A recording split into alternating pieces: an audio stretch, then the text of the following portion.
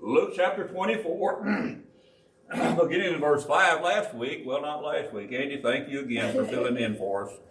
All of us last week. Pat and I were out of town. So 2 weeks ago. They're glad you're back, Ricky. Oh, I doubt that now.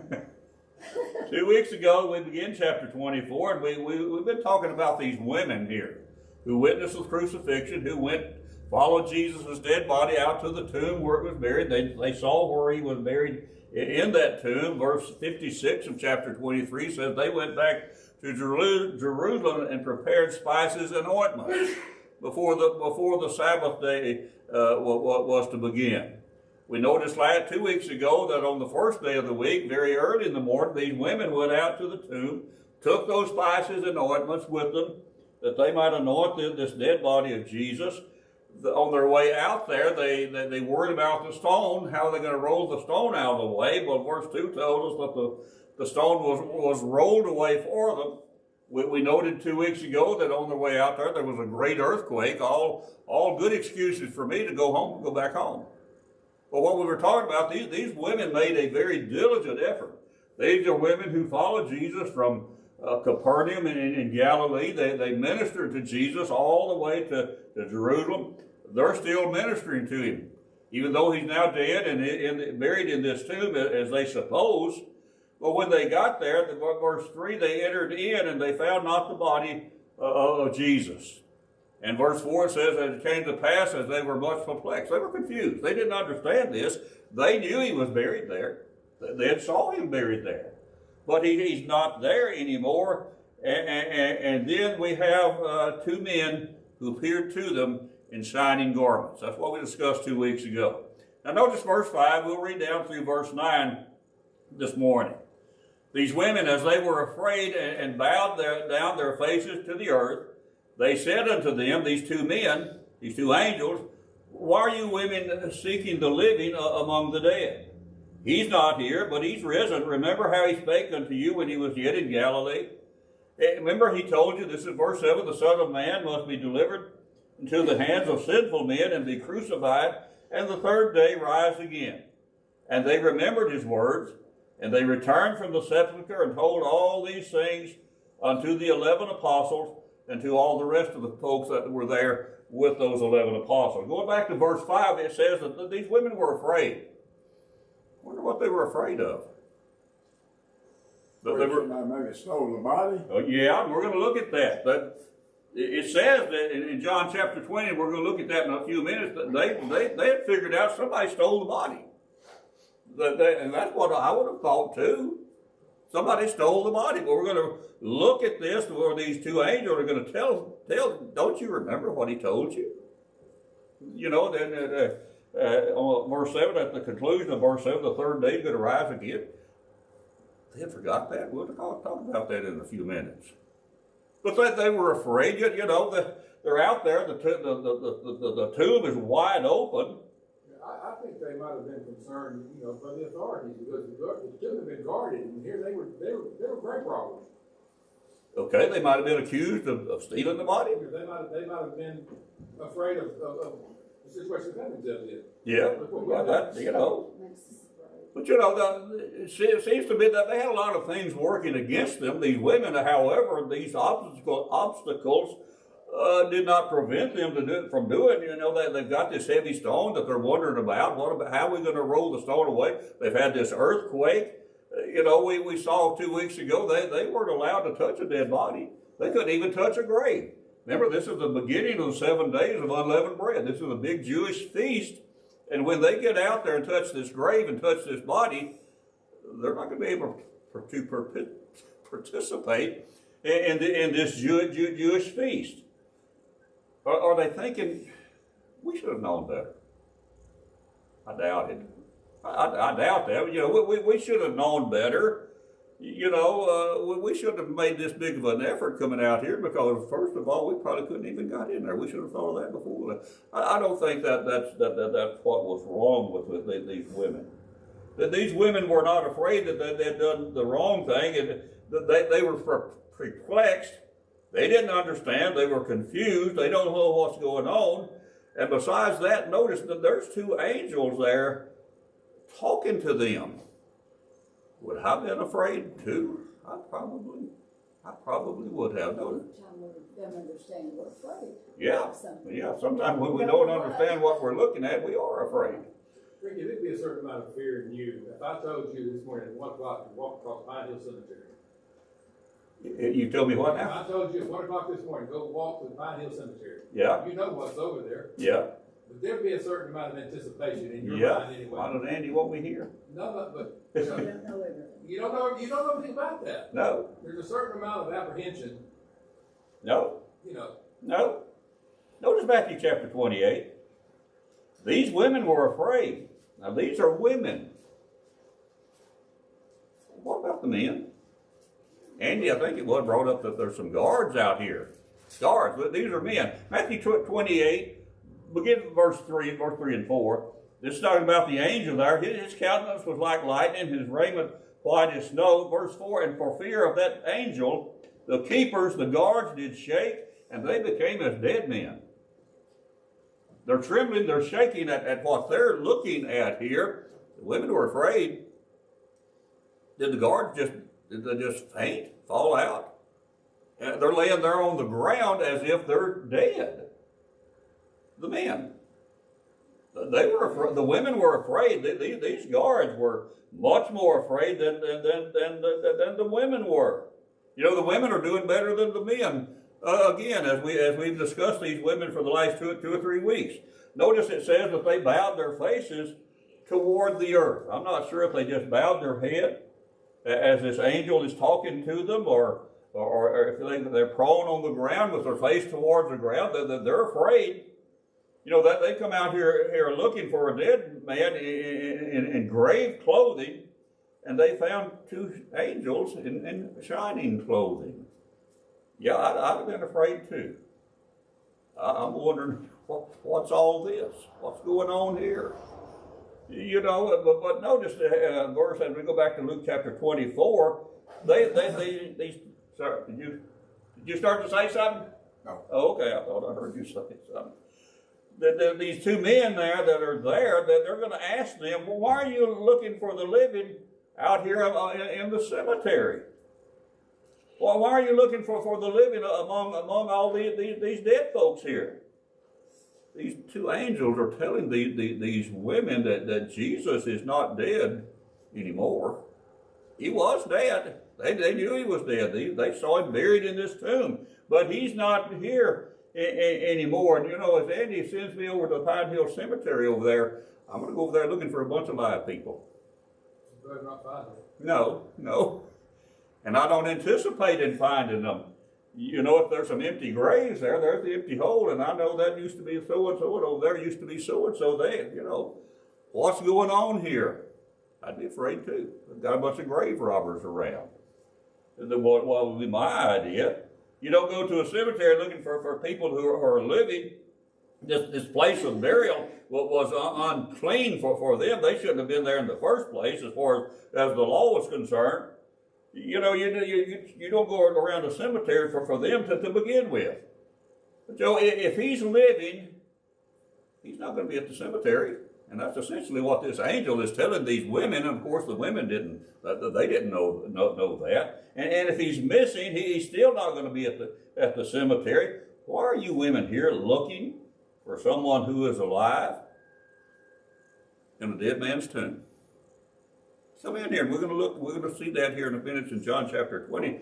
Come on in here and just look around. You'll see what I'm talking about. Anyone have any comment? You know, these women, they were there serving a dead Savior. Go ahead. These women's frame of mind, they were there to pay homage to a dead Savior. Yes. Not a living Savior. Yes. So their frame of mind was to serve the dead, not the living. They're still ministering to him. They're going above beyond what anybody would have expected. They're doing it for a dead man. Yes. In their mind. Yes. And the angel says, "You're not doing it for a dead man. He's alive." Yeah. We're going to talk about here in a few minutes what motivated these women so much that they're going to serve this dead man. Had he ever done anything for them specifically? I'm sure he had. They'd been with him for several months. Yeah, and he had. And they had witnessed several miracles. Yes. They loved him, Ricky. Yes, they did. But he To did. answer your question, I say, why did they do it? Because they loved him. Yes, That's- that'd be the first thing, yes. But specifically, he had done something for these women specifically. He'd cast demons out of all of them. Luke chapter 8 and verse, we'll get there in a minute. Bernard, what was you going to say? You know, these women had these spices going to the grave and anoint the body. You know, we read back in chapter 23 where Joseph, he had 100 pounds of spices. Right. You know, that costs a lot of money. Yes. Even the poor people back then couldn't even afford spices, but they had what they had, they give to the Lord and those for the Lord's body or Right. thing. So it wasn't that it just it probably as much as you could hold in your hand was probably about $30 or $40 just as much. Yeah. Because when Mary Magdalene anointed Jesus' feet with that anointment, Mm-hmm. Judas said, "What was this sold and give to the poor?" So Right. it must have been enough there that it could have been divided among some poor people. But Right. Well, that's true. they gave the women gave what they had to help the Lord anoint his body. Right. These women were described as people who had traveled with him from Capernaum and Galilee, and they ministered to him out of their substance. I don't know how much their substance was. They must have had a little bit of something, a little bit of means to help. Maybe they had a substantial amount. I don't know. But they had something that they could help Jesus. And now here they are out there at the cemetery looking for him. They're going to still minister to him because, in spite of the fact that he's dead. He's dead as far as they're concerned. But when they get out there, notice verse 6, Luke chapter 24, these angels still talking to the women. Look, he's not here. He's risen. Women, remember how he spake unto you when he was yet in Galilee? These angels, they're plainly telling these women, he ain't here. He rose from the dead, folks. He's risen from the dead. You know, but when we studied about the crucifixion, there were several supernatural events that occurred during the crucifixion. Remember, there was 3 hours of darkness. There was an earthquake. There was the curtain in the temple was torn from the top to the bottom. Now we've got the resurrection here. There's other supernatural events that are going to occur. We've got the empty tomb. The stone has been rolled away. We've got two angels in shining clothing there. We've got the guards out there. They're laying on the ground, frozen in place like they were dead. These are all supernatural things. I'm sure they were afraid. And they're wondering what's going on here. You know, the body's gone. And we're going to see in John chapter 20 that Mary Magdalene plainly went back and told them, somebody stole him. His body's gone. He's gone. And John is going to give us a little bit different variation of this story here when we get there. But notice what this angel is telling them. Remember how he spoke to you when he was yet in Galilee. Go back with me to Luke chapter 9, if you would. Luke chapter 9. We're back in Galilee. I've often referred to Luke chapter 9, verse 51. That's when Jesus made up his mind that he's going to Jerusalem now. But notice what's happened before that. Luke chapter 9, verse 20 through 22. Jesus speaking, Luke chapter 9, verse 20. Jesus said unto them, Who do you say that I am? Peter answered and said, that the Christ of God. And Jesus straightly charged them and commanded them they should tell no man that thing. Jesus said, you know, that the Son of Man is going to suffer many things. He's going to be rejected of the elders and the chief priests and scribes, and he's going to be killed, slain, and he's going to be raised. He'll be raised again the third day. He's telling them while he's still in Galilee, before they left Galilee. Notice verse 43 and 44. Jesus here has performed a miracle. Cast out a demon. Verse 43, and they were all amazed. Apostles, everybody's there, the women, you know, whoever witnessed this miracle, they're all amazed. at the mighty power of God, but while they wondered every one at all things which Jesus did, he said unto his disciples, all these followers of his, let these sayings sink down in your ears. Try to get this in your thick head. You know, that's how he would tell me. The Son of Man is going to be delivered into the hands of men. Verse 45, but they understood not what this said. It was hid from them, and they that perceived it not, and they feared to ask him, you know, what are you talking about there? And notice verse 51. Came to pass when the time was come that he should be received up into heaven, he steadfastly set his face, going to Jerusalem. But he had told them these things, and that's what the angel is telling these women here, you know, don't you remember what he told you while y'all were still in Galilee? Notice Luke chapter 18. Luke chapter 18, verse 31. Jesus, they're on their way now to Jerusalem. Then he took unto him the 12. Judas is still there. They still haven't got to Jerusalem. Took unto him the 12, and he said unto them, behold, we're going to Jerusalem, and all things that were written by the prophets concerning the Son of Man shall be accomplished.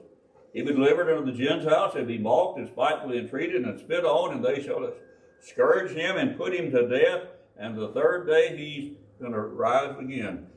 Notice where they are, verse 35. It came to pass that he was come nigh unto Jericho. They're not far from Jerusalem. And he's still reminding these folks what's going to happen now when we get to Jerusalem. Jericho is, I guess, that maybe a good day's walk for them. I'd have been a week's walk for me if I'd have wanted to walk it. But anyway, they're close to Jerusalem. He's still reminding these apostles and all these people of what's going to happen now when we get there. He had told them and told them again. The apostles didn't understand. Verse 24 there, did I read it? Well, going back to, I don't remember where it is, verse 24.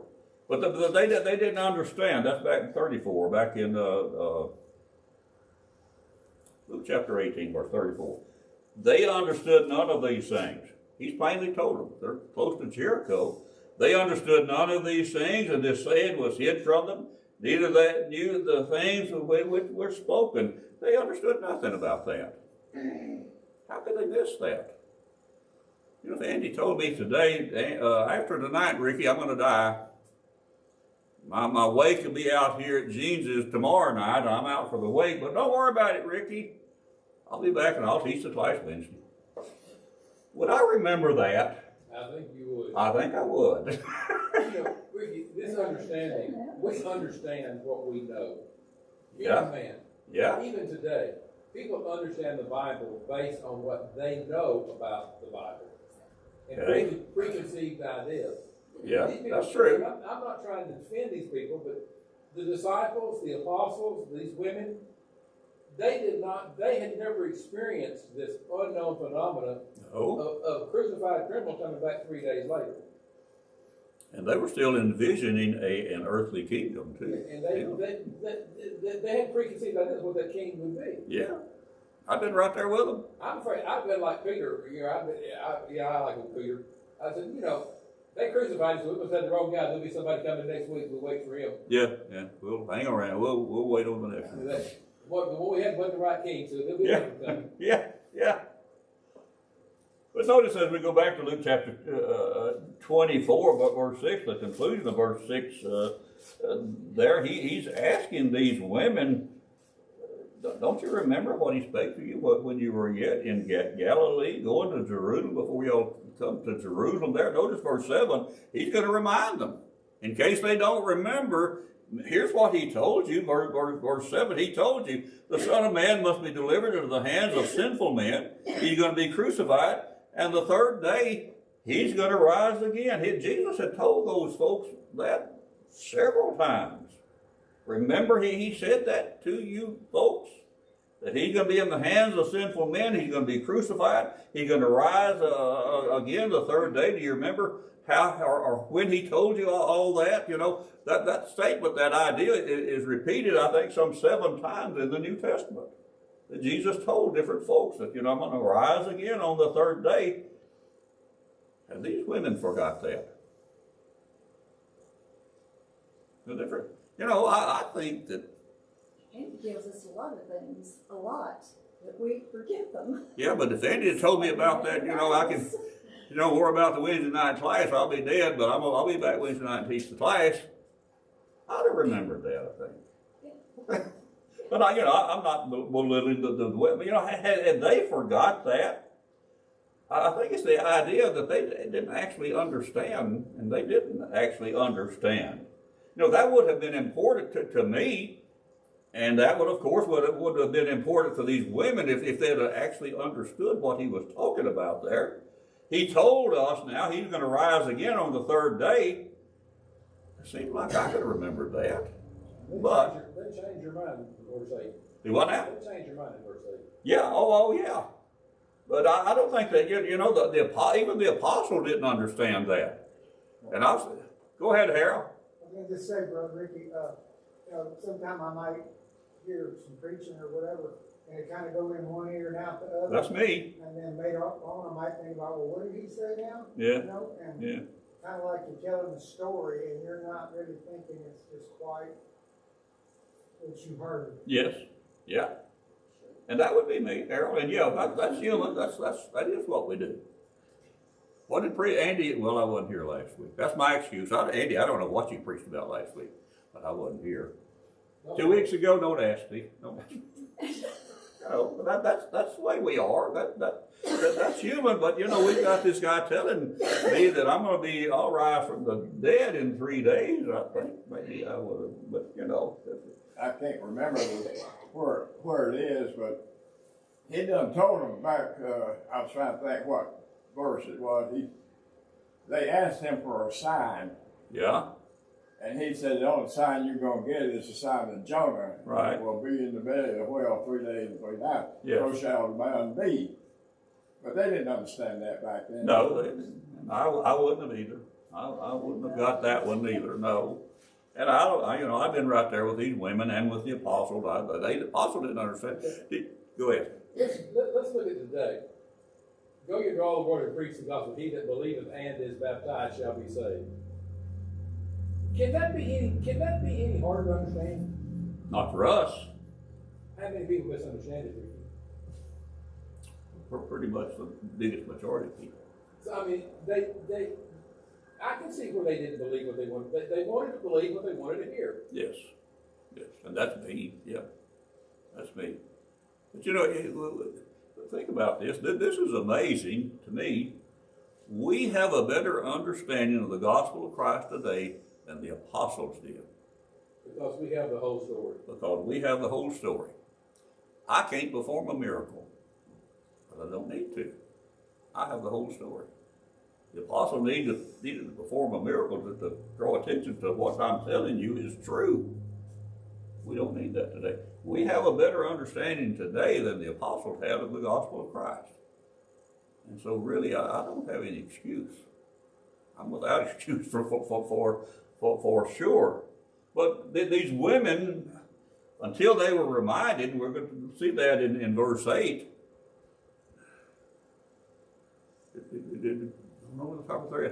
do we forget things today? Do we need to be reminded today? You know, that's one of the greatest things about this Lord's Supper. Every first day of the week, I'm reminded. Well, folks, I need it. Not once a year. That probably wouldn't do for somebody like me. Every first day of the week, the Lord was, in His great wisdom, knew that somebody like Ricky would need to be reminded. Notice 1 Peter chapter 1, 2 Peter chapter 1, actually. And if we didn't have Acts 20 and 7, we wouldn't know what to take. We wouldn't know what to do, but the Bible tells what day to take it on. Yes. Where are we going? 2 Peter chapter 1. Do all of us need to be reminded? Yeah, I do. I have to tell you that.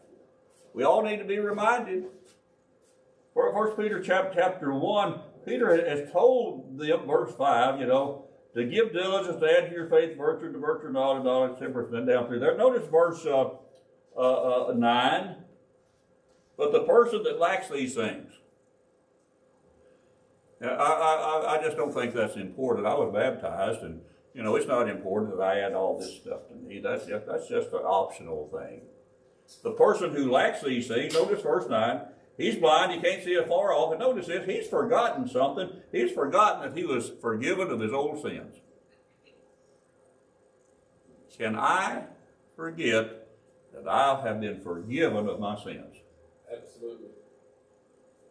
And yeah, I know I've been forgiven of my sins. You can ask me any day of the week. I know it. What is that knowledge profited you to do? Do what now? What is that knowledge profited you to do or not do? Well, yeah, and that's where we're going. I know that, but the life that I live doesn't really show that. Do I need to add all that stuff to my faith? Really? I was baptized. I was baptized 62 years ago. I don't need that. We can't How you repent. live is what people see, and they Yeah. will remind you. They will say something every once in a while that is good, and you'll just, oh, okay, Yeah. I better keep doing that. But the Apostle Peter says that this person who fails to do any of that, he's forgotten that he was forgiven of his sins. Well, I haven't forgot it, but by the life that I live, I just as well have forgotten it because I ain't trying to do none of that. Our communication with you. I don't even need that. I don't need nothing like that. But notice 2 Peter chapter 1, if you're still there, but verse 12. There's Johnny. Johnny, I was wondering about you all ago. Uh-huh. Good to see you.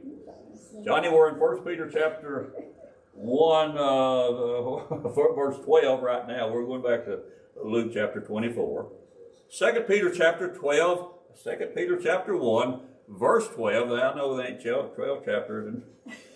No, notice what Peter says. You know, this person has forgotten that he's been forgiven of his sins. Verse 12, wherefore, I, Peter, will not be negligent to put you always in remembrance of these things, even though you know them and you're established in the present truth.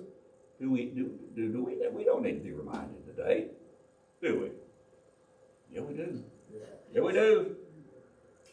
Peter said notice the next verse there, 13. Yes, and I think it's necessary as long as I'm living, as long as I'm in this tabernacle, to stir you up by putting you in remembrance.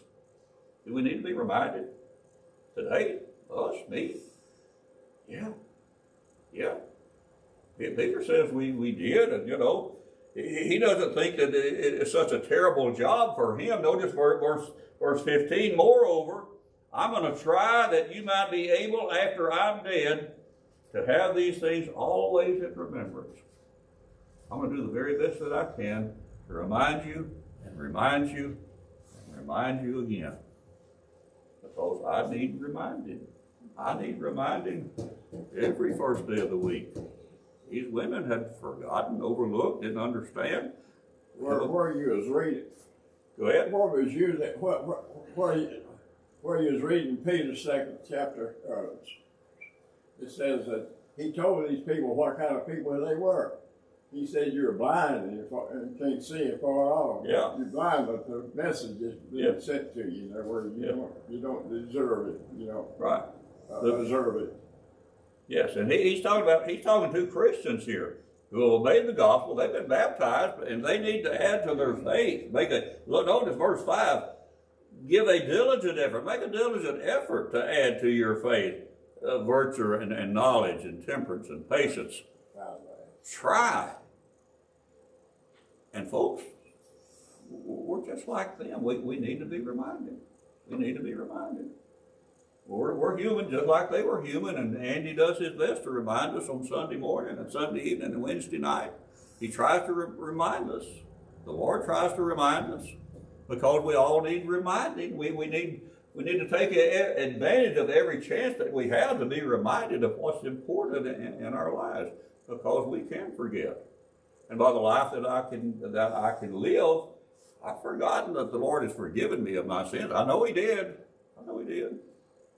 But by the life that I'm living, it don't matter that much to me, because I'm not making a big effort to live by any of this. We all need to be reminded, and be reminded as much as I possibly can be reminded.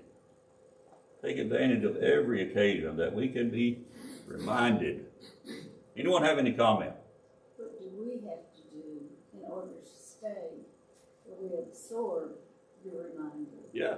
Our heart has to be taught to be every day, to be responsive to the good that is.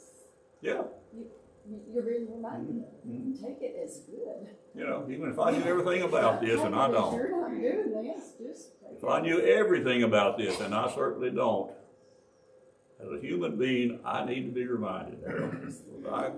We can all forget what's important in our lives. And I think that that was the intention of the Lord's Supper on every first day of the week, to remind somebody like me of what should be important in my life and in our life. Notice verse 8. The women, well, they remembered his words. They remembered. Back in Luke chapter 9, verse 45 says they didn't understand. They heard it. They didn't understand, but now that they remembered his words after they were reminded by this angel. I can remember what God has told me that I need to be doing when I'm reminded of it by Andy or by anyone else. That's just how it works, because we're all people. You know, we can be reminded by the preacher, by the teacher, by being around one another, and when the opportunity presents itself, we can be reminded of what's important in our lives. Because I can be like these women, just, yeah, I remember that now, because they were reminded. Let me throw something in here. This is from 2 weeks ago, probably. We talked about hospitality 2 weeks ago, from 1 Peter chapter 4, verses 7, 8, and 9. And I taught that, and Peter was talking to Christians at that time. Christians at that time had difficulty being Christians. They were rejected by their Jewish friends, neighbors, relatives. Christians had to band together to show fervent love towards one another. You know, they were to show hospitality to one another, because they wasn't going to get it among the vast majority of the people back here in that time. And what I meant to say, and what we run out of time. But you know, sometimes here, over the last many years, there'll be a young soldier show up here, 19 years old, raised in a Christian home. Raised in a Christian home. He's joined the Army. He's 19 years old. He's out here at Fort Polk in a barracks with a bunch of folks who were not raised in the We better become his family. Sir? We better become his family. We become his family. That's accepted. What becomes of him if he shows up here? He got to base last Sunday morning right here he is.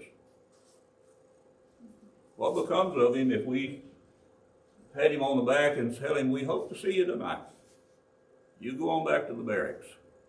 Go on back to those heathens out there that he's not used to that at all. He wasn't raised that way. We have a responsibility to that young soldier to remind him that those folks out there that you're going back to, that ain't what it's all about. Should we give him a place of refuge, a place of respite, that he don't have to go back there and spend every Sunday evening? That's his job. But should we give him a place that he could go? There's been many young soldiers who showed up here that way over the last many years. Some of them survived. A lot of them didn't. We have a responsibility to try to encourage. Don't have to be a young soldier. Anybody. But if we send him back out there in the lion's den, and he gets back out there Sunday after Sunday, his buddies are telling him, we're going to Kinder again this evening. You got to go with us this time. Remember, I won $100 last Sunday. You should have been there. You can eventually just, I got to have something to do here. It doesn't have to be a stranger. No, I know. Don't have to be a 19-year-old soldier. I mean, even here, we have people that come through our doors. We try to encourage them. Mm-hmm. But do we do a good job of it? Do what now? Do we do a good job of it? No. No. I mean, sometimes they reject it. Yeah, oh yeah, I know. And I this may sound horrible, sometimes the preacher is rejected because he is the preacher. Yeah, We need Yeah. the pew sitters to be the brothers and sisters they are to be. yeah, yeah. You understand what I'm trying to say? Yes, I understand. And I am not complaining, but many congregations, and we're no exception here, they put it off. We have a paid preacher. It's his job. It is his No. job. No.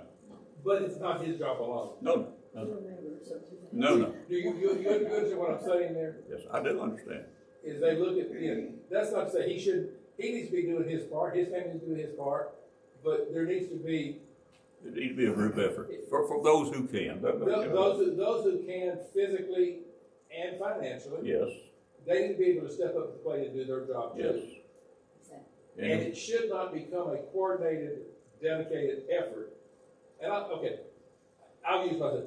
Pat, you go see Johnny's, young Johnny, he came by, or you go see Fred's wife, and Mikey, there shouldn't be a coordinator. You understand what I'm saying? Mm, There shouldn't have to be a deacon or a minister. No. That should become a second nature. yes, that's just what we do. You understand what? It sounds like I'm being down, but I'm not. No, but- It's an effort that everybody must be aware of. My personality may not be with what Michael's personality is. His likes may be one thing, and Edgar's be something else. And we need to find a person that can work together, mhm, that fits, and welcome those people into our family. mhm.